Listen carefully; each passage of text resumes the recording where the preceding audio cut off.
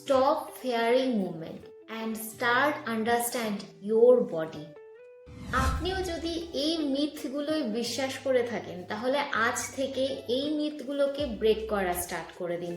Number 1, পিরিয়ডসের টাইমে exercise equipment use করলে bleeding অনেক হয়তো বেড়ে যায়, কিন্তু অ্যাকচুয়াল ট্রুথ হলো আপনি যদি লাইট ট্রেডমিল কিংবা সাইক্লিং করেন অথবা লাইট স্ট্রেচিং, যোগা বা এক্সারসাইজ করেন, এটা আপনার মুডকে এনহ্যান্স করতে সাহায্য করে, আপনার ফ্লোকে আরও ভালো অ্যান্ড স্মুথ করে দেয়।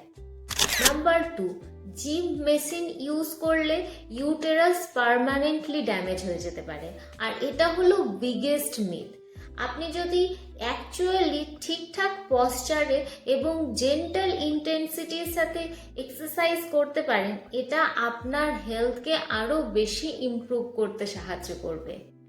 So it is absolutely safe. And number 3 myth, পিরিয়ডসের টাইমে আমাদের বডি অনেক উইক থাকে, সেই কারণে মুভমেন্ট করা একদমই উচিত না। কিন্তু অ্যাকচুয়াল ট্রুথ হলো কমপ্লিট রেস্ট আপনার বডিকে আরও বেশি অলস করে দেয়। লাইট মুভমেন্ট আপনার ব্লাড ফ্লোকে ভালো করে, পিরিয়ডস পেনকে রিডিউস করতে সাহায্য করে, মুডকে স্টেবিলাইজ করে, কারণ পিরিয়ডসের টাইমে আমাদের অনেক বেশি মুড সুইং হয়ে থাকে। ব্লাড সার্কুলেশন অ্যান্ড এনার্জি দুটোকেই ইমপ্রুভ করে। Remember, periods is not a illness, it is a lifestyle phase. Follow my channel for more women health awareness.